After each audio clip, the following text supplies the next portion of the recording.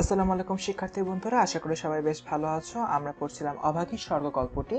তো আজকের ক্লাসে আমরা এই গল্পের পরবর্তী অংশগুলো জানবো, কিন্তু তার আগে এর আগের ক্লাসে আমরা কি পড়ে এসেছি সেটির ব্যাপারে একটু বলতে চাচ্ছি। মূলত আমরা আগের ক্লাসে যে বিষয়টি দেখলাম, অভাগী যার পাশের বাড়ির যে প্রতিবেশী ছিল, প্রতিবেশী মারা গিয়েছে এবং সেই প্রতিবেশী বাড়িটি হচ্ছে মুখার্জিদের বাড়ি। সেই মুখার্জিদের বাড়ির গৃহিণী যখন মারা যায়, তার শবযাত্রার অনুষ্ঠান অত্যন্ত আড়ম্বরের সাথে পালন করা হয় এবং একটি শবযাত্রার অনুষ্ঠানের এত আড়ম্বরতা দেখে আমাদের অভাগী, যে কিনা নিচু শ্রেণী দুলের সম্প্রদায় অর্থাৎ হিন্দু সমাজ যারা পালকি বহন করে এমন একটি সমাজ থেকে উঠে এসেছে এবং যে কিনা অত্যন্ত গরিব, সে এই স্বপ্নে বিভোর হয়ে যায় একদিন তার যখন মৃত্যু হবে, সে মৃত্যুর সময়ও সে যেন এই ধরনের আড়ম্বরতা পায়, অর্থাৎ তার শবযাত্রায় যেন এই ধরনের আড়ম্বরতা হয়। সে যেন ন্যূনতম তার স্বামীর পায়ের পদধূলো পায়, তার ছেলের হাতের মুখাগ্নি পায়। এইসব নিয়ে যখন সে স্বপ্নে যখন বিভোর ছিল, ঠিক সেই জায়গা থেকে দেখা যাচ্ছে হুট করে বছর 14-15 একটি ছেলে তার কাছে আসে এবং সে এসে বলে যে এত বেলা হয়ে গিয়েছে, আমার খিদে পাইনি বুঝি, এই ধরনের একটি কথা যখন বলে। এবং পরবর্তীতে আমরা বুঝতে পারি এই ছেলেটি হচ্ছে কাঙ্গালি, যে কিনা অভাগীর একমাত্র ছেলে। এবং পরবর্তীতে আমরা গত ক্লাসে এটিই দেখতে পাই যে যেহেতু কাঙ্গালি বাসায় চলে যেতে চাচ্ছে এবং তার খিদে পেয়েছে, তাই আমাদের এই গল্পের প্রধান চরিত্র অভাগী, যে কিনা অত্যন্ত আকর্ষণের সাথে শবযাত্রার অনুষ্ঠানটি দেখছিল, সে আর সেই শবযাত্রার অনুষ্ঠানটি দেখে না, বরং সে তার ছেলেকে নিয়ে গোসল সেরে বাড়ি চলে আসে। ঠিক এই জায়গা থেকে গত ক্লাসটি শেষ হয়েছিল এবং আজকে আমাদের ক্লাসটি শুরু করছি। আজকের ক্লাসের শুরুতেই আমরা দেখব যে আমাদের যে অভাগী রয়েছে, অভাগীর জীবনটি কেমন ছিল সেই ব্যাপারে। সন্তানের নামকরণকালে পিতামাতার মূরতায় বিধাতা পুরুষ অন্তরিক্ষে থাকিয়া অধিকাংশ সময় শুধু হাস্য করিয়া ক্ষান্ত হন না, বরং তীব্র প্রতিবাদও করেন। তাই তাহাদের সমস্ত জীবনটা তাহাদের নিজের নামগুলোকে যেন আমরণ ভ্যাংচাইয়া চলিতে থাকে। আচ্ছা, এই বিষয়টা দিয়ে আদতে যে জিনিসটি বোঝানো হচ্ছে সেটি হলো, আমাদের পিতামাতা আমাদের জন্য যে নামটি ঠিক করেন বা যে নামে আমরা পরিচিত হয়ে থাকি, লেখকের মতে এই নামটি অনেক সময় আমাদের ভাগ্য কিংবা অভাগ্য এই বিষয়গুলোর সাথে সম্পূর্ণরূপে অঙ্গাঙ্গিভাবে জড়িয়ে পড়ে। কিভাবে জড়িয়ে পড়ে? অনেক সময় দেখা যায় যে একজন ব্যক্তির নাম যেরকম হচ্ছে, তার হয়তো সেই ধরনের সে ফল পাচ্ছে তার সম্পূর্ণ জীবনে, বা তার নামের একটি প্রভাব থাকছে জীবনের উপরে। শুধু এটি একজন ব্যক্তির প্রেক্ষাপট থেকে বললে ভুল হবে, যে কোনো মানুষের জন্যই কিন্তু নাম যেটি থাকে সেটির প্রভাব তার জীবনে পড়ে যায়। ঠিক এই জায়গা থেকে আমাদের যে এই গল্পটি রয়েছে, এই গল্পের প্রধান চরিত্রের নাম কিন্তু অভাগী এবং পুরো গল্পটা জুড়ে আমরা একটি সাধারণ বিষয় দেখতে পাই, সেটি হচ্ছে অভাগী নানা সময় অভাগ্যের শিকার হয়েছে এবং সে তার অভাগ্যের সাথে যুদ্ধ করতে করতে এত দূর পর্যন্ত এসেছে। এই যে বিষয়টি, এখানে অভাগীর বাবা অভাগীর নামটি এ ধরনের একটি নাম রাখে এবং পরবর্তীতে আমরা দেখতে পাই যে অভাগীর পুরোটা জীবন জুড়ে অভাগ্য তাড়া করে বেড়ায়। এই বিষয়টি মূলত আমাদের যে লেখক রয়েছেন, লেখক এই জায়গায় বলেছেন। পরবর্তীতে আমরা দেখি কাঙ্গালির মার জীবনের ইতিহাস ছোট। আমরা আসলে এখানে অভাগীর জীবন নিয়ে পড়ছি, কিন্তু সেই ছোট্ট কাঙ্গাল জীবনটুকু বিধাতার এই পরিহাসের দায় হতে অব্যাহতি লাভ করিয়াছিল। অর্থাৎ অভাগীর জীবনে যখন কাঙ্গালি চলে আসে, তখন কিছুটা হলেও এই যে বিধাতা অভাগীর প্রতি পরিহাস করেছিল, সেই পরিহাস থেকে কিছুটা হলেও আমাদের অভাগী হ্রাস পেয়েছিল বা কিছুটা হলেও সে অব্যাহতি পেয়েছিল। এরপরে আমরা দেখি তাহাকে জন্ম দেয়া মা মরিয়াছিল। এখানে অভাগীর কথা বলা হয়েছে। অভাগীকে জন্ম দিতে গিয়ে অভাগীর মা মারা যায় এবং অভাগীর বাবা রাগ করে তার নাম দেয় অভাগী। অর্থাৎ শুরুতেই যখন অভাগীর মা মারা যায় অভাগীর জন্মের সময়, তখন তার বাবা রাগ করে তার নাম দেয় অভাগী। ঠিক এখান থেকে কিন্তু অভাগীর জীবনে অভাগ্যের সূচনাটি শুরু হয়ে যায়। এরপরে মা নাই বাপ নাই, বাপ নদীতে মাছ ধরিয়া বেড়ায়, তাহার না আছে দিন না আছে রাত। এখানে বাপ নাই বলতে বোঝানো হচ্ছে বাপ সারাক্ষণ নদীতে মাছ ধরে বেড়ায়, তার মানে অভাগীর বাবা একজন জেলে ছিল। ঠিক এই জায়গা থেকে আমাদের বুঝতে হবে অভাগী ছোটবেলা থেকে নিঃসঙ্গ একটি সময় কাটিয়ে এসেছে।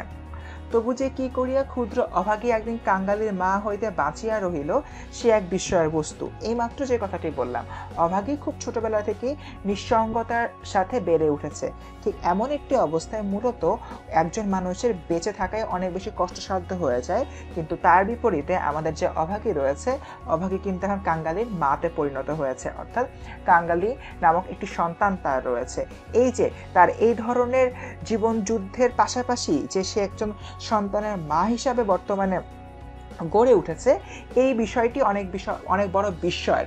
কারণ আদতে এতটা নিঃসঙ্গ বা এতটা অভাব অনটন অভাগ্যের সাথে যে যুদ্ধ করে, দিন শেষে তার বেঁচে থাকাটাই অনেক বড় একটি প্রাপ্য। তার বিপরীতে অভাগী বেঁচেও ছিল এবং তার যে একমাত্র সন্তান কাঙ্গালি, সে কাঙ্গালিকে গর্ভধারণ করেছিল। এই জায়গা থেকে বলা হচ্ছে কাঙ্গালির মা হইতে বেঁচে থাকার জন্য অভাগীর জীবনটি একটি বিস্ময়ে পরিণত হয়েছে। এরপরে যাহার সহিত বিবাহ হইল তাহার নাম রসিক বাঘ, অর্থাৎ অভাগীর স্বামীর নাম হচ্ছে রসিক বাঘ। বাঘের আবার অন্য বাঘিনী ছিল, তার মানে আমাদের যে অভাগীর স্বামী রসিক বাঘ রয়েছে, রসিক বাঘের অন্য এক বাঘিনী ছিল। ইহাকে লইয়া সে গ্রামান্তরে উঠিয়া গেল, অর্থাৎ রসিক বাঘ তার যে অন্য একজনের সাথে সম্পর্ক ছিল তাকে নিয়ে অন্য গ্রামে চলে যায় এবং সেই গ্রামে গিয়ে ঘর সংসার করতে থাকে। আদতে আমাদের অভাগীর অভাগ্য কিন্তু তার পিছু ছাড়ে না, এবং তাই যে গ্রামটিতে অভাগী বর্তমানে আছে ওই গ্রামে অভাগী তার অভাগ্য এবং শিশুপুত্র কাঙ্গালিকে নিয়ে বসবাস করতে লাগলো। মূলত এই জায়গাটিতে লেখক এটাই বোঝাতে চেয়েছেন যে কাঙ্গালি যদিও বা অভাগীর জীবনে এসেছিল, কিন্তু অভাগীর অভাগ্য আদতে তার পিছু ছাড়ে না। এরপরে আমরা দেখতে পাই যে কাঙ্গালি, যার কিনা বর্তমানে 15 বছর হয়েছে, অর্থাৎ আমি কিন্তু গত ক্লাসে বলেছিলাম যে কাঙ্গালির বয়স 14 কিংবা 15, আর এই ক্লাসে নিশ্চিত হয়ে আমি বলছি কাঙ্গালির বয়স হচ্ছে 15 বছর। এটি কিন্তু অত্যন্ত গুরুত্বপূর্ণ একটি এমসিকিউ প্রশ্ন। এরপরে আমরা দেখতে পাই সবেমাত্র কাঙ্গালি বেতের কাজ শিখতে আরম্ভ করেছে এবং এটি দেখে আমাদের অভাগী অনেক বেশি খুশি হয়ে গিয়েছে এবং সে মনে করছে যে আরও যদি বছরখানেক সে তার অভাগ্যের সাথে যুদ্ধ করতে পারে, তাহলে কাঙ্গালি বেতের কাজ শিখেছে, তার পাশাপাশি আমাদের অভাগীও কিছু কাজ করছে, তাহলে হয়তোবা অভাগীর জীবনে যে দুঃখ রয়েছে, দুঃখ সব ঘুচে যাবে। এরপরে আমরা দেখতে পাই যে আমাদের যে কাঙ্গালি ছিল, কাঙ্গালি কিন্তু গোসল করতে গিয়েছিল এবং এর মধ্যে আমরা অভাগীর যে জীবনটি, অভাগীর জীবন সম্পর্কে জেনে ফেললাম। এরপরে গল্পের ঠিক এই পর্যায়ে আমরা দেখব কাঙ্গালি হচ্ছে পুকুর থেকে গোসল করে আসে এবং সে দেখে যে পাতে, অর্থাৎ যে খাবার খাওয়ার যে পাত্রটি, সে খাবার খাওয়ার পাত্রে ভুক্তাবশেষ মা একটি মাটির পাত্রে ঢাকিয়া রাখিতেছে, অর্থাৎ খাবার খাওয়ার পাত্রের মাঝে যতটুকু খাবার অবশিষ্ট ছিল সেটি একটি মাটির পাত্রে ঢাকিয়া রাখিতেছে। আশ্চর্য হইয়া জিজ্ঞেস করিল, তুই খেলি নে মা? বেলা গড়িয়ে গেছে বাবা, এখন আর খিদে নেই। অর্থাৎ এখানে কাঙ্গালির খাওয়া হয়ে গিয়েছে কিন্তু কাঙ্গালির মা এখনো পর্যন্ত খায়নি, তাই কাঙ্গালি তার মাকে জিজ্ঞাসা করছে, তুই খেলি নে মা? এটি শুনে আমাদের অভাগী বলল যে বেলা প্রায় শেষ হয়ে গিয়েছে, আমার এই মুহূর্তে খিদে নেই, আমি খাবো না। আমাদের কাঙ্গালি আবার এটি বিশ্বাস করলো না, বলল খিদে নেই বই কই, কই দেখি তোর হাঁড়ি। অর্থাৎ সে বলছে খিদে থাকুক আর না থাকুক, তোমার হাঁড়ি কোথায় সেটি দেখি, আর এই সময় কেনই বা খিদে লাগবে না। এরপরে সে হাঁড়িতে দেখলো যে মোটামুটি একজনের হবার মতো ভাত ছিল। আদতে অতীতে আমাদের যে অভাগী ছিল, অভাগী কাঙ্গালির সাথে অনেক সময় এই খাবার নিয়ে ছলনা করেছিল। হয়তো খাবার বলেছে যে আছে, কিন্তু আদতে দেখা যাচ্ছে ওই মুহূর্তে অভাগীদের বাড়িতে খাবার নেই, অভাগী নিজে ক্ষুধার্ত থাকতো তার ছেলেকে খাবার দিয়ে। তো এরকম একটি জায়গা থেকে অভাগীদের অবস্থা কীরকম ছিল, আর্থিক অবস্থা কতটা রুগ্ন ছিল, সেই বিষয়ে আমরা একটি বিস্তর ধারণা পাই। এরপর তখন সে প্রসন্ন মুখে মায়ের কোলে গিয়ে বসিল। যখন আমাদের কাঙ্গালি দেখতে পেল যে না, তার মায়ের জন্য খাবার আছে, তখন এটি দেখে সে মোটামুটি খুশি হয়ে মায়ের কোলে গিয়ে বসলো। এ বয়সের ছেলে সচরাচর এরূপ করে না, শিশুকাল হইতেই সে রুগ্ন ছিল বলিয়া মায়ের ক্রোধ ছাড়িয়া বাহির সঙ্গী সাথীদের সাথে মিশিবার সুযোগ পায়নি। অর্থাৎ হুট করে দেখা যাচ্ছে কাঙ্গালি তার মায়ের কোলে গিয়ে বসে, কিন্তু 15 বছরের একটি ছেলে কিন্তু সাধারণত মায়ের কোলে গিয়ে বসবে না, এটি কিন্তু স্বাভাবিক। কিন্তু তার বিপরীতে আমরা যে বিষয়টি দেখতে পাই সেটি হচ্ছে আমাদের যে অভাগী আছে, অভাগীর যে ছেলে কাঙ্গালি, কাঙ্গালির সাথে মায়ের অর্থাৎ অভাগীর খুবই সুন্দর একটি সম্পর্ক বিদ্যমান। কেন অভাগীর সাথে এখনো কাঙ্গালির সুন্দর একটি সম্পর্ক বিদ্যমান কিংবা কাঙ্গালি এখনো অভাগীর কোলে গিয়ে বসে, তার কারণটা হচ্ছে একদম ছোটবেলা থেকে শুরু করে মোটামুটি বড় হয়ে যাওয়ার আগ পর্যন্ত বা এখন পর্যন্ত কাঙ্গালি রুগ্ন আছে। রুগ্ন হওয়ার কারণে দেখা যাচ্ছে যে তার চারপাশে যে সঙ্গী সাথীরা আছে তাদের সাথে খেলাধুলায় আমাদের কাঙ্গালি পেরে উঠতো না। যেহেতু সে খেলাধুলায় পেরে উঠতো না, ঠিক সে জায়গা থেকে সে সবসময় অভাগীর কোলে গিয়ে বসে থাকতো এবং অভাগীর কোলে বসেই সে মোটামুটি তার যাবতীয় যে খেলাধুলা সব কিছুই সে সম্পন্ন করতো। তাই এখনও সে অভাগীর কোলে গিয়ে বসে থাকে। তো আজকেও যখন সে অভাগীর কোলে গিয়ে বসলো, সে হঠাৎ উপলব্ধি করলো তার মায়ের দেহ গরম হয়ে আছে। এজন্য কাঙ্গালি চকিত হইয়া কহিল, মা, তোর গা যে গরম। অর্থাৎ চকিত মানে এখানে অবাক হয়ে বা হুট করে চমকে উঠে সে হলোকে বলছে, চমকে উঠে সে তার মাকে বলছে, তোর গাটা গরম কেন? তারপরে সে বলছে, তুই অমন রোদে দাঁড়িয়ে মরা পোড়ানো দেখতে গেলি, কেন আবার নিয়ে এলি? অর্থাৎ সে বলছে যে তুমি কেন রোদে দাঁড়ায় মরা পোড়ানো দেখলা, তাছাড়া আবার এই মুহূর্তে গোসলও করে এসেছো, তোমার কি জ্বর এসছে? এই ধরনের একটা উদ্বিগ্নতা আমাদের যে কাঙ্গালি রয়েছে তার মায়ের জন্য সে প্রকাশ করছে।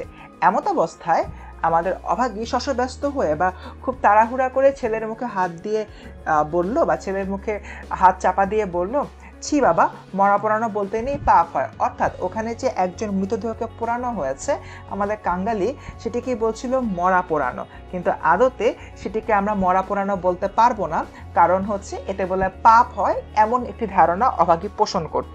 তাই এই বিষয়টি এভাবে সে ধামাচাপা দিয়ে ফেললো।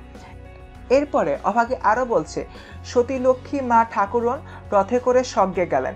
ছেলে সন্দেহ করিয়া কহিল, তোর এক কথা মা, রথে চড়ে কেউ আবার স্বর্গে যায়? মা বলিল, আমি যে দেখিনু কাঙ্গালি, বামুন মা রথের উপরে বসে তেনার রাঙা পা দুখানি, যে সবাই চোখ মেলে দেখলো রে, সবাই দেখলে সবাই দেখলে। অর্থাৎ ঠিক এই জায়গা থেকে প্রকাশিত হচ্ছে অভাগীর যে ভাবানুভূতি। অভাগী বলছে, তুমি যাকে মরা বলছো, অভাগী কাঙ্গালিকে উদ্দেশ্য করে বলছে, তুমি যাকে মরা বলছো সে আদতে কোনো সাধারণ মরা নয় বা সাধারণ কোনো মৃতদেহ নয়, বরং এর মাধ্যমে দিন শেষে আমাদের যেই মুখার্জি বাড়ির গৃহিণী রয়েছেন, মুখার্জি বাড়ির গৃহিণী স্বর্গে পৌঁছে গিয়েছেন। কিভাবে সে স্বর্গে পৌঁছে গিয়েছে? যেহেতু তার ছেলে মুখাগ্নি করেছে, এরপরে ওই চিতা থেকে ধোয়ার কুণ্ডলী উপরের দিকে উঠে গিয়েছে, সেই কুণ্ডলীটি হচ্ছে আমার স্বর্গে যাওয়ার রথ। সে রথ করে আমাদের বামুন মা বা হচ্ছে মুখার্জি বাড়ির যে গৃহিণী রয়েছে, মুখার্জি বাড়ির গৃহিণী, সেই রথে করে স্বর্গে চলে গিয়েছেন। যেহেতু তার পা দুটি রাঙা ছিল আলতা দিয়ে, তাই সে আরও নিশ্চিত হয়ে গিয়েছে, অর্থাৎ অভাগী আরও নিশ্চিত হয়ে গিয়েছে যে মুখার্জি বাড়ির গৃহিণী অবশ্যই স্বর্গে গিয়েছে, এবং এটি তারা সবাই দেখেছে। এটি যে সবাই দেখেছে এই বিষয়টি বারবার বলে বলে সে কাঙ্গালিকে বিশ্বাস করাতে চাচ্ছিল। এরপর কাঙ্গালি মায়ের বুকে ঠেস দিয়া বসিয়া ভাবিতে লাগিল, মাকে বিশ্বাস করায় তাহার অভ্যাস, বিশ্বাস করিতে করিতেই সে কাল থেকে শিক্ষা করিয়াছে। সেই মা যখন বলিতেছে সবাই চোখ মিলিয়ে এত বড় ব্যাপার দেখিয়াছে, তখন অবিশ্বাসের আর কিছু নেই। অর্থাৎ আমাদের কাঙ্গালি যে তার মাকে অন্ধের মতো বিশ্বাস করে, এই বিষয়টি এখানে প্রকাশিত হয়েছে। অভাগীর ভাবানুভূতির কল্পনাটি যখন সে তার ছেলে কাঙ্গালিকে বারবার বলছিল, কাঙ্গালি প্রথম দিকে মানা করলো বা প্রথম দিকে সেটি বিশ্বাস না করলেও একটি পর্যায়ে গিয়ে সে মনে করে যে তার মা তো কখনো ভুল কিছু বলতে পারে না, কারণ এই মায়ের কোলে বসেই সবসময় মাকে বিশ্বাস করাই তার অভ্যাস। তাই কাঙ্গালি ভাবতে লাগলো তার মা হয়তো ঠিকই বলছে। এরপরে কাঙ্গালি আস্তে আস্তে বলতে লাগলো, তাহলে তুইও তো মা স্বর্গে যাবি। বিন্দির মা, যিনি কাঙ্গালি কিংবা অভাগীদের প্রতিবেশী, সেদিন রাখালের পিসিকে বলতেছিল, রাখালের পিসিও কিন্তু অভাগীদের প্রতিবেশী, ক্যাঙ্গালার মার মতো সতী লক্ষ্মী আর দুলে পাড়ায় নেই। অর্থাৎ ক্যাঙ্গালার মা, অর্থাৎ কাঙ্গালির মা অত্যন্ত ভদ্র একজন মানুষ এবং অত্যন্ত সতী একজন ব্যক্তি। ঠিক সেই জায়গা থেকে এই দুলে পাড়ায় তার চেয়ে ভালো আর কোনো ব্যক্তি নেই বলে তাদের যে প্রতিবেশীরা রয়েছে, প্রতিবেশীরা বলা বলি করছিল, এবং এটি শুনে আমাদের ছোট কাঙ্গালির মনে হয়েছে তার মাও অবশ্যই স্বর্গে যাবে। এরপর আমরা দেখতে পাই কাঙ্গালির মা চুপ করে রইল। অর্থাৎ কাঙ্গালির মা বা অভাগী যখন শুনতে পেল যে তার ছেলে বলছে, তার প্রতিবেশীরা তাকে নিয়ে আলোচনা করছে, সে অত্যন্ত সতী লক্ষ্মী একজন ব্যক্তি, সে তার যে ব্যবহার রয়েছে ব্যবহার অত্যন্ত ভালো, ঠিক সেই জায়গা থেকে কাঙ্গালি বলছে সেও, অর্থাৎ আমাদের যে অভাগী রয়েছে অভাগীও স্বর্গে যাবে। এটি শুনে কাঙ্গালির মা চুপ করে রইল। এরপরে কাঙ্গালি ধীরে ধীরে বলতে লাগলো, বাবা যখন তোরে ছেড়ে দিল তখন কত লোকে তো তোকে নিকে করতে সাহাসাদি করলো, কিন্তু তুই বললি না, বললি ক্যাঙ্গালি বাঁচলে আমার দুঃখ ঘুচবে, আবার নিকে করতে যাব কিসের জন্য? হ্যাঁ মা, তুই নিকে করলে আমি কোথায় থাকতো? আমরা জানি রসিক বাঘ, যিনি কিনা অভাগীর স্বামী, সে হচ্ছে অভাগীকে ছেড়ে দিয়ে চলে গিয়েছে। এমন একটি অবস্থায় থেকে অভাগীর জন্য বেশ কয়েকটি বিয়ের প্রস্তাব আসে, কিন্তু অভাগী তার ছেলের দিকে তাকিয়ে কাউকেই বিয়ে করে না। এবং অভাগীর ছেলের কাঙ্গালির বয়স যখন 15 বছর, সে তখন তার মায়ের সাথে এই বিষয়টি নিয়ে বলছিল যে অত ছোট অবস্থায় কাঙ্গালি যখন অনেক ছোট ছিল, ঠিক সেই সময় যদি অভাগী তাকে ছেড়ে চলে যেত, অর্থাৎ কাঙ্গালিকে ছেড়ে চলে যেত, তাহলে হয়তো এতদিনে কাঙ্গালি না খেয়ে মারা যেত। এই বিষয়টি এখানে বলা হয়েছে।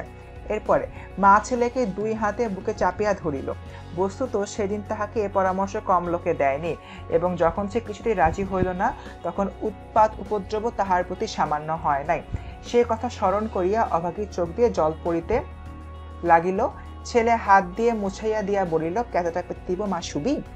অর্থাৎ যখন কাঙ্গালি বলছিল যে তার বাবা চলে যাওয়ার পরে তার মায়ের জন্য অনেকগুলো বিয়ের প্রস্তাব আসে এবং সেগুলো সব কিছুই অভাগী মানা করে দেয়, ঠিক তখন অভাগী চিন্তা করতে করতে অতীতে চলে যায় এবং সে অতীতে গিয়ে দেখে তার জন্য আসলে অনেকগুলো বিয়ের প্রস্তাব এসেছিল, কিন্তু সে যখন সবাইকে মানা করে দিচ্ছিল বা রাজি হচ্ছিল না, তখন কিন্তু তার প্রতি অন্য ধরনের উৎপাত হচ্ছিল বা নানা ধরনের উপদ্রব হচ্ছিল, অনেক লোক এসে তাকে বিরক্ত করত। ঠিক সেই জায়গা থেকে অভাগীর জন্য ওই সময়টি অনেক বেশি কঠিন হয়ে গিয়েছিল। সে কঠিন সময়টির কথা ভেবে অভাগীর চোখ দিয়ে টপ টপ করে পানি পড়তে থাকে, এবং সেটি দেখে আমাদের ছোট কাঙ্গালি তার মায়ের চোখ দুটি মুছে দেয় এবং সে বলে যে কাঁথা পেতে দিবে কিনা এবং তার মা শুয়ে একটু বিশ্রাম নেবে কিনা। এরপরে মা চুপ করিয়া রইল, অর্থাৎ অভাগী কোনো কথা বলছিল না, কারণ অভাগী তার যে জীবনের কষ্টগুলো রয়েছে, কষ্টগুলো চিন্তা করে সম্পূর্ণ বাকরুদ্ধ হয়ে গিয়েছিল। কিন্তু আমাদের কাঙ্গালি বুঝতে পারলো তার মায়ের বিশ্রাম দরকার, তাই সে মাদুর পাতলো, কাঁথা পাতলো এবং মাথার উপর থেকে ছোট বালিশ পাড়িয়া নিয়ে আসলো বা ছোট বালিশটি নিয়ে আসলো, এবং পরবর্তীতে বিছানা টেনে নিয়ে বলল যে মা তুমি শুয়ে এখন বিশ্রাম নাও। হঠাৎ করে অভাগী তার ছেলে কাঙ্গালিকে বলল, তোমার আজ আর কাজে গিয়ে কাজ নেই। অর্থাৎ অভাগী তার ছেলেকে কাজ করতে যেতে মানা করলো। কাজ কামাই করার প্রস্তাব কাঙ্গালি খুব ভালো লাগলো, খুবই স্বাভাবিক, ছোট একজন মানুষ, তার কাজ করার বিষয়টি ভালো না লাগাই স্বাভাবিক। সেও চাচ্ছিল না যে কাজ করতে যায়, কিন্তু তার পাশাপাশি সে আবার এও বলল যে জল পানির পয়সা তো তাহলে আজকে আমার হবে না। এটি শুনে আমাদের যে অভাগী রয়েছে সে বলল, না দিগ্গে, আয়তকে রূপকথার গল্প বলে। অর্থাৎ অভাগী চাচ্ছিলই না তার ছেলে আছে কাজে যাক, তাই সে বলল, তোমার যদি আছে কাজে না যাওয়ার জন্য দুটো জল পানির পয়সা না হয়, আহামরি কোনো সমস্যা হবে না। ঠিক সেই জায়গা থেকে অভাগী বলল যে তার ছেলের কাছে কাজে না যায়, এবং সে বলল যে সে আজকে তার ছেলেকে রূপকথার গল্প শোনাবে।